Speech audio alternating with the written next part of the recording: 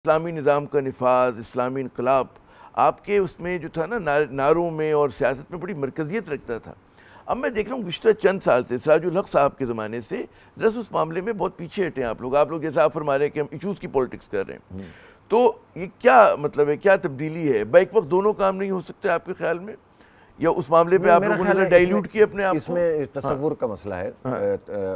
इस्लामी निज़ाम और इस्लामी इनकलाब की बात करना, इसमें कतन ये बात मौजूद नहीं है कि आप लोगों के इश्यूज़ पे बात ना करें। वो इस्लामी तहरीक ही नहीं जो लोगों के इश्यूज़ पे बात ना करें, ठीक है ना। इसलिए कि इस्लाम सब चीज़ों को एड्रेस करता है और हम तो इस्लाम के अदल के निज़ामी की बात करते हैं, हम तो रिचुअल्स की बात नहीं करते। तो हम जितने इश्यूज़ पर बात करते हैं वो कोई हमारी इस्लामी इनकलाब की स्ट्रगल से कोई जुदा नहीं है, वो सब पार्ट है।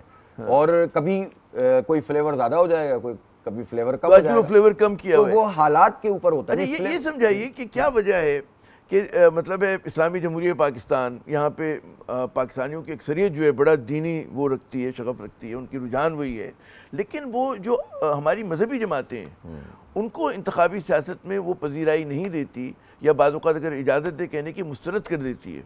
नहीं, ऐसा नहीं होता। देखें, अगर आप मजहबी जमातें, अब ज़ाहिर ये खुद एक बहस है कि पाकिस्तान में जमात इस्लामी आपको लास्ट इलेक्शन में कोई सीट नहीं मिली, उससे पहले 18 में क्या सूरत हाल थी, या 2-3 सीटें कभी अच्छे दिनों में भी एक बात है, मैं आपको कहूँ, जमात इस्लामी मजहबी जमात नहीं, दीनी चले। मजहब तो कहते हैं मैंने जब किसी मसलक को, दीन का मतलब निज़ाम ज़िंदगी, और इस्लाम एक निज़ाम है, इस्लाम इबादत का मजमूआ नहीं है। तो ये बहुत अहम बात है। तो हम तो दीनी तहरीक हैं और हम तो खुद जो मसलकी और फ़िरक़ेवाराना बुनियादों पर सियासत करने या इसके ऊपर जो है वो लोगों को तकसीम करने के खिलाफ हैं। हम तो सबको साथ मिलाने की बतौर दीनी जमात भी आप लोगों को उसकी वजह है, देखें उसकी वजह है। सन 70 में जमात इस्लामी ने अपने प्लेटफॉर्म पर इलेक्शन लड़ा और जमात इस्लामी ने बहुत अच्छा इलेक्शन लड़ा। सीटें तो सबको पता है कि उसमें भी ख़ास तौर पर ईस्ट पाकिस्तान में बड़ी प्रॉब्लम हुई थी, लेकिन हर जगह पे हम सेकंड नंबर पे थे। वहाँ 166 सीटों में से हम तकरीबन 162 सीटों पे सेकंड नंबर पे थे। हम लड़ते रहे, पिटते रहे, मरते रहे, लेकिन हमने मुकाबला किया। पीपल्स पार्टी ने एक आदमी भी नहीं खड़ा किया था। वो जो जमहूरियत की चैंपियन है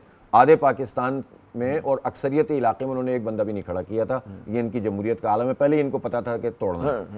दूसरी बात यह है कि खुद यहाँ वेस्ट पाकिस्तान में भी सीटें तो हमें कम मिली थी, लेकिन हमने हर जगह पर बहुत अच्छे तरीके से वोट भी लिए थे और बड़ी अच्छी कैंपेन भी चलाई थी। मौलाना मौदूदी का ज़माना था वो। अनफॉर्चुनेटली कह लें या हालात का तनाज़ुर था कि जिसमें फिर जमात इस्लामी को बार बार ये करना पड़ा कि मुख्तलिफ इत्तेहाद बनते रहे। जैसे आप कह रहे हैं ना कि इस वक्त हालात का तकाजा है कि इत्तेहाद बना लिया जाए।